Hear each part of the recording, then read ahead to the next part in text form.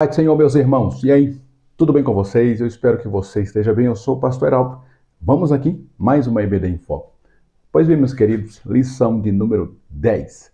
E nós vamos falar hoje aqui, nessa lição, sobre a ressurreição de Jesus. Um tema extremamente importante para a nossa fé, né? A nossa fé evangélica, a nossa fé bíblica. Falar de ressurreição é falar sobre vida eterna. Amém? O texto de referência que nós vamos trabalhar hoje não é um tema, um texto específico, né? Porque é um trecho longo, e aí o autor aqui da lição escolheu capítulos, né? Então vai ser o capítulo 28 de Mateus, o capítulo 19,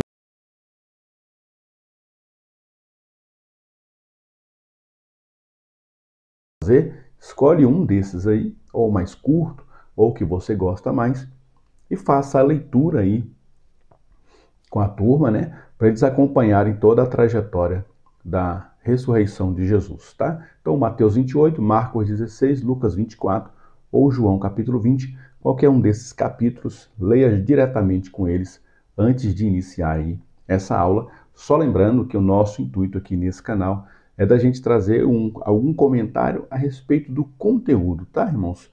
Especificamente do conteúdo. Lembrando que a revista do professor dessa Viver Mais dos adolescentes, ela tem ali algumas dicas para o professor de dinâmica para você usar durante a aula. Caso você não achou legal, queira uma outra dinâmica ou acrescentar alguma dinâmica a mais, aí a internet está com muitas opções para você tomar posse, fazer uso dos recursos que a internet vai disponibilizar. Tá bom? Eu sempre procuro lá. Tem alguns canais aqui do YouTube também que tem pessoas que deixam várias dinâmicas, várias formas de você fazer um entretenimento com a turma. Eu sempre gosto, quando eu dou aula para adolescentes, fazer uma dinâmica no começo da aula, um quebra-gelo, até porque às vezes tem um visitante, um aluno novo, é uma forma da gente quebrar o gelo com ele também, trazer ele para perto. Alguma pessoa que um tempo já não vinha, é uma forma da gente trazer um entretenimento para a turma e, ao mesmo tempo, fazer a inserção do assunto, dentro do assunto, fazer uma dinâmica também, mas sempre buscando pensar no assunto, tá? E hoje nós vamos falar sobre ressurreição, então alguma dinâmica, algum tipo de brincadeira que a gente faça que fale um pouquinho sobre a ressurreição de Jesus, além de fazer a leitura do texto aqui, desses capítulos com eles também, uma forma de fazê-los memorar aqui, a trazer à memória esses assuntos que a gente já conhece, já faz parte da nossa rotina de leitura da igreja, mas é sempre bom trazer à memória, né? Olha o que diz a introdução. Ao contrário do que muitos pensam, o evento mais importante do cristianismo não é a morte, mas a ressurreição de Cristo. Até porque, irmãos, morrer numa cruz era normal na época. Você sabia disso? Então, uma informação importante. Morrer crucificado na época que Jesus morreu era comum, era um tipo de punição severa contra conspiradores. Então, Jesus foi acusado de conspiração contra o Estado, contra Roma, contra o imperador, enfim, contra Pilatos, contra os governantes da época. Ele foi acusado sumariamente de ser um usurpador de poder, de querer usurpar o poder do rei da época. Então, como uma punição da época severa, era a crucificação. Então, morrer crucificado era normal. Normal não é ressuscitar. Então, somente Deus pode ressuscitar. Morrer, os homens podem. Jesus morre como um homem. Mas como Deus, ele vai aqui ressuscitar. A morte é um fato que faz parte da vida humana. Como homem, Jesus morreu. Como Cristo de Deus, porém, ele ressuscitou dos mortos e foi feito as primícias dos que dormem. Ou seja, quando o texto, Paulo traz essa expressão, Cristo, as primícias dos que dormem, quer dizer que se Cristo ressuscitou, também nós ressuscitaremos. Então a morte já não é mais o topo, já não é mais o final, já não é mais o limite da nossa vida. A nossa vida agora, pós-morte, é aguardar a ressurreição deste corpo para a gente estar para sempre com o Senhor. Na ressurreição, o Filho de Deus tornou autêntico tudo o que declarou sobre si mesmo. Jesus deu a esperança da ressurreição a todos os que por ele são feitos filhos de Deus. Então tá aí uma promessa que Deus fez a nós. Muitas vezes a gente fica se apegando a promessas humanas. Ah, Deus me prometeu um carro, uma casa, um casamento, a cura de uma doença. Tudo que for promessa, irmão, para essa vida vai ser passageiro. Por mais que Deus ressuscitou Lázaro, Lázaro morreu de novo. Por mais que Deus curou a mulher do fluxo de sangue, ela vai morrer um dia, ela vai passar pela morte, vai passar por outras doenças. Mas uma coisa que é promessa de Deus, e nós temos que nos agarrar, é que mesmo que a morte venha nos abater, nós vamos ser ressuscitados, né? E o tópico primeiro vai falar então sobre a morte de Jesus. Jesus então morreu. Para ele ressuscitar, então ele vai precisar morrer. Certamente você já ouviu falar a frase: Cristo morreu pelos nossos pecados. Mas você sabe o que essa afirmação de fato significa? Para compreender a extensão da morte de Jesus em nosso favor, vamos analisar as 5 palavras que descrevem o sacrifício na cruz: expiação, propiciação, substituição, redenção e reconciliação. Uma dinâmica boa que dá para fazer, uma dinâmica não, uma forma de trazer esse assunto de maneira mais ilustrada. Se você tiver um quadro branco, coloque essas palavras no quadro de maneiras assim aleatórias. Se você não tiver um quadro branco, coloca em folha A4, cada palavra numa folha, coloca na parede e peça para eles pensarem um pouco sobre essa palavra. Vê se eles conseguem dizer o que significa essas palavras. Aí você vai pegar aqui o significado da lição e vai colocar numa folha separada para eles falarem assim: expiação significa isso, para ver se eles vão juntar a palavra com o significado que essa palavra realmente explica. Aí depois a gente entra na lição e vai explicar para eles aqui conforme a lição, tá? Aí a primeira palavra, você vai colocar a primeira palavra lá no quadro, ou a palavra vai estar no quadro, ou a palavra vai estar no papel, ou enfim, em um lugar lá que você vai expor, e o significado dela em outra parte separada, assim, embaralhado, como se tivessem embaralhadas as informações. Então, expiação significa que a morte de Cristo expiou, cobriu, ocultou nossos pecados para que não mais despertem a ira de Deus. A propiciação significa que o sacrifício expiatório de Cristo aplacou a ira de Deus Santo, pois o Pai justifica quem crê no Filho.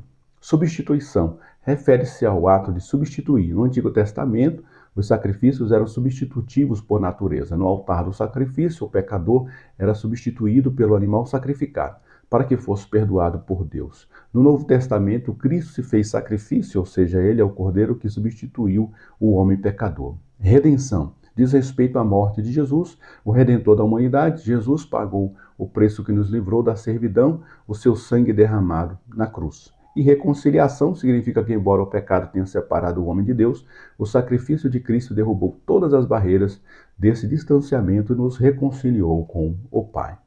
A rebelião de Adão rompeu o relacionamento do homem com Deus, todos se tornaram escravos do pecado, as relações humanas foram corrompidas por ódio, ressentimento, inveja, cobiça e muitos outros sentimentos maus presentes no coração humano pelo sangue derramado na cruz. Todo aquele que confessa a Jesus se torna nova criatura, a quem é restituído tudo o que havia sido perdido no Éden. Então é o tópico primeiro, está bem explicado o tópico, mas uma coisa é a gente entregar o assunto assim, de cara para eles, fazendo a leitura. Outra coisa é você colocar a palavra no quadro, no papel, numa cartolina e dizer o que vocês acham que significa a palavra expiação. Dá uns minutos para eles pesquisarem ali no celular, na Bíblia, de estudo que eles tiverem, em algum lugar que eles consigam pesquisar ali, até mesmo no celular, no computador que tiver na sala, e eles vão pesquisar. E aí, baseado nas respostas deles, aí a gente traz o conteúdo da revista, tá? O ensinamento vai ser muito mais elucidativo e eles vão decorar melhor o que cada palavra dessa significa. Tópico 2. Jesus ressuscitou. Então ele morre, agora ele ressuscita. Alguns fatos nos fazem compreender a importância da ressurreição de Cristo. A evidência do poder de Deus, que é o Criador do universo e de tudo que há nele. Ao ressuscitar a Jesus, Deus demonstrou o seu absoluto poder sobre a vida e a morte, a esperança dos santos da ressurreição de Jesus, o Salvador que venceu a morte, prometeu que assim será com todos os que confessam o seu nome, A razão da fé cristã e a importância da pregação do Evangelho que se comprovam na ressurreição de Jesus. Então, se nós pregamos a Cristo e Cristo não ressuscitou, Paulo diz, a nossa pregação não tem sentido, ela é uma pregação vã, ela é incompleta. Mas se Cristo ressuscitou, a nossa pregação é completa, ela tem uma eficácia e ela vai levar os homens à vida eterna. Então tudo culmina com a ressurreição de Jesus. Com a ressurreição de Cristo, suas promessas foram autenticadas. Por isso suas testemunhas são consideradas verdadeiras, porque testificam do Cristo vivo. A ressurreição também nos livrou da escravidão do pecado, dando significado à morte dos que morreram em Cristo, o que não foi em vão. O apóstolo Paulo demonstrou a importância de crermos na ressurreição, que aponta para a vida eterna, quando declarou: se esperamos em Cristo só nessa vida, somos os mais miseráveis de todos os homens. A palavra de Deus nos assegura que Jesus se tornou as primícias dos que dormem. Isso quer dizer que Jesus foi o primeiro homem a morrer e a ressuscitar. O Salvador está vivo e suas promessas verdadeiras se cumprirão, como se cumpriu tudo o que estava escrito acerca de Cristo, que nunca abandonou seus filhos, e eis que estou convosco todos os dias até a consumação dos séculos. A ressurreição é a certeza de que o sacrifício de Jesus por nós foi aceito por Deus. O Cordeiro de Deus morreu, cumpriu-se o que tinha que se cumprir a respeito dele, e Deus então o ressuscita para que a mensagem seja completa. E assim nós fazemos parte agora da vida eterna. Nós podemos sim adentrar na vida eterna por causa que Jesus ressuscitou. Por isso que na ceia, a nossa memória da ceia é morte, ressurreição e vinda de Cristo, né? A gente celebra a sua morte, a gente celebra a sua ressurreição e a gente proclama a sua vinda na ceia do Senhor. É a nossa mensagem. A nossa mensagem é só essa. Veio o Salvador, que morreu pelos homens, mas não ficou morto, ressuscitou e um dia vai voltar para resgatar aqueles que creram em sua mensagem. Glórias ao nome do Senhor.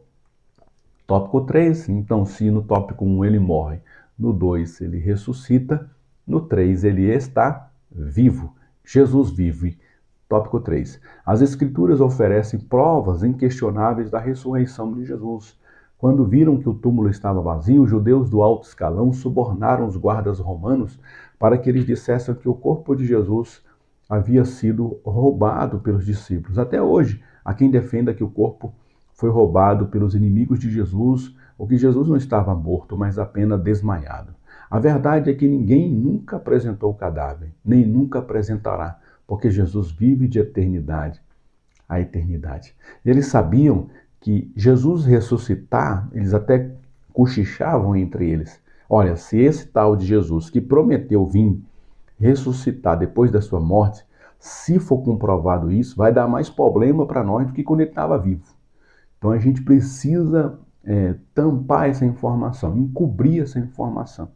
Então a gente precisa dizer que foram roubar o corpo dele, que ele não ressuscitou, que isso é uma farsa. E há entre os judeus, o próprio texto bíblico diz que no meio dos judeus, no meio do povo de Deus, da sua época, até aquela época circulava essas informações de que ele não tinha ressuscitado. Os discípulos tinham roubado seu corpo. Outro ponto a ser observado é que as vestes do sepultamento estavam intocadas. Quando Pedro e João chegaram ao sepulcro, eles viram os lençóis que envolveram o corpo morto de Jesus do mesmo jeito como enrolado num corpo, mas sem nada dentro. Isso significa que eles viram algo semelhante a um casulo de borboleta murcho, como se Jesus tivesse saído do invólucro de pano sem precisar se desenrolar. Quando viram isso, Pedro e João logo creram. A verdade é que muitos viram Jesus ressuscitado. Os evangelhos narram as aparições do Mestre, inclusive a Maria Madalena, as mulheres do sepulcro, a Pedro, aos discípulos de Emaús, aos 11 discípulos, de uma única vez, a mais de 500 outros irmãos. Para o cristão, crer na ressurreição de Cristo não é nada mirabolante que precise de algum tipo de investigação ou de explicação elaborada. O Espírito Santo já nos deu o convencimento e a certeza da salvação é real para todo aquele que crer, né? Um elemento, irmão, que a gente precisa para crer na mensagem de Cristo completa, né? Ele veio ao mundo, tabernaculou, nasceu de uma virgem por meio do ato do Espírito Santo. Aí ele começa o seu ministério. guiado pelo Espírito Santo. Ensina, levanta 12 discípulos, treina esses discípulos. Depois ele vai morrer, ele vai ressuscitar e ele vai ser assunto aos céus e vai mandar o seu Espírito Santo, que vai organizar a igreja, e a igreja até hoje existe. Primeira coisa que a gente precisa crer, precisa para fazer, para crer em tudo isso, é a fé. A gente precisa crer, ter fé e crer que a palavra de Deus é do jeito que é. Primeira coisa, irmão, se a gente questionar a Bíblia, pronto, toda a nossa fé está maculada. A gente precisa crer que esse texto é sagrado, que esse texto é verídico, que Deus permitiu homens escreverem esse texto e chegou até nós. Ponto final. Essa é a nossa fé. A partir daí a gente crê em toda a narrativa bíblica e crendo nisso, a palavra de Deus diz que bem-aventurado é aquele que ouve, aquele que crê nas palavras da profecia desse livro, né? Todos nós que cremos, que observamos, que amamos a Bíblia, sabemos que tudo isso é verídico, é verdadeiro. Jesus ressuscitou. Mas para não deixar margem para erro, não só ressuscita, mas ele fica por espaço de 40 dias entre os homens e aparece para os discípulos, aparece para depois mais 500 pessoas, aparece para as mulheres, Maria Madalena e outras mulheres que eram discípulas de Jesus, aparece para uma diversidade de pessoas e depois ele é assunto aos céus. Para não deixar margem. Mas nós hoje precisamos de quê para crer nisso? Somente da palavra de Deus. Precisamos crer nas Escrituras. Por isso, os textos de referência são os 4 evangelhos. Nós precisamos crer que aqueles evangelhos são inspirados por Deus e que eles não só contêm a palavra de Deus, mas que eles são a palavra de Deus. E precisamos nos alimentar dessa palavra para continuar crendo nessa grande doutrina bíblica que é a ressurreição de Jesus. É por meio da ressurreição de Jesus que nós também vamos ressuscitar. Se morrermos, seremos ressuscitados. Essa é a esperança da igreja. A esperança do mundo é que a moeda atual melhore, que as coisas melhorem para esse mundo. A nossa esperança não está nessa vida. Inclusive o apóstolo disse, se nós aguardarmos em Cristo e depositarmos a nossa esperança só nesse tempo presente, nós somos os mais miseráveis de todos os homens. Por que nós seremos os mais miseráveis de todos os homens? Porque a nossa esperança é superabundantemente maior. As pessoas que não têm fé, elas vão esperar só na melhora da bolsa, na melhora da economia, na melhora do presidente, no novo presidente, se é de esquerda, se é de direita, elas vão ficar presas nisso. Mas a nossa esperança está em Jesus. E ele já ressuscitou, já está assunto aos céus, está à direita do Pai, enviou o Espírito e agora nós aguardamos a sua segunda vinda para nos levar para si através do arrebatamento da igreja. Conclusão da palavra, não devemos esperar em Cristo só nesse tempo. Ele ressuscitou dos mortos para que sejamos vivificados. Nele tenhamos direito à vida eterna. Sem Jesus, o plano de salvação de Deus não se completaria. O Pai planejou tudo, do nascimento à ressurreição do Filho, para salvar o homem. Cristo, portanto, é o único caminho para Deus. Tudo que precisa da gente para ser salvo, irmão, está nas Escrituras. Então, por isso, a leitura dos Evangelhos. Como que a igreja surgiu e por que eu faço parte da igreja? Aí a gente lê Atos dos Apóstolos. A igreja surgiu da evangelização e da levada dessa palavra. E como que eu creio nas grandes doutrinas fundamentais das Escrituras? Aí a gente mergulha nas cartas de Paulo, nas cartas universais, a gente mergulha. Mas como que eu sei que tudo isso vai acabar? Como que eu sei que tudo isso vai ter um fim? A gente lê Apocalipse. Que maravilha, né? O início da nossa fé, como que tudo surgiu, como que surgiu a igreja, os fundamentos da fé da igreja e como que tudo isso vai acabar. Todos nós sabemos, porque nós temos as Escrituras em mãos. Então leia a sua palavra, leia a Bíblia, leia a palavra do Senhor, que com certeza você vai ser gerado mais e mais fé no seu coração. Coloque essa turma aí, dos adolescentes, para ler os evangelhos, para ler Atos dos Apóstolos nesse período, para injetar fé no coração deles. Tá? Se você é novo no canal, ainda não se inscreveu, se inscreve no nosso canal. Se você é novo no canal, não conhece, nós temos também aqui um grupo do Telegram. Vou deixar aqui na descrição do vídeo o link para você fazer parte do grupo do Telegram, para que a gente possa ali se ajudar. É um grupo de autoajuda e ali a gente coloca materiais em PDF, os slides, videochamadas que a gente consegue montar, outros alunos conseguem. A gente coloca essa lição em Word e a gente coloca esses slides disponíveis. Tá tudo lá, bem disponível nos arquivos. Só basta entrar no grupo, pesquisar nos arquivos e saborear ali tudo que tem. E também contribuir conosco. Caso você tenha algum material e quiser disponibilizar no grupo, está liberado também para compartilhar conosco. Deus abençoe a todos nós e até a próxima EBD em Foco. Deus abençoe.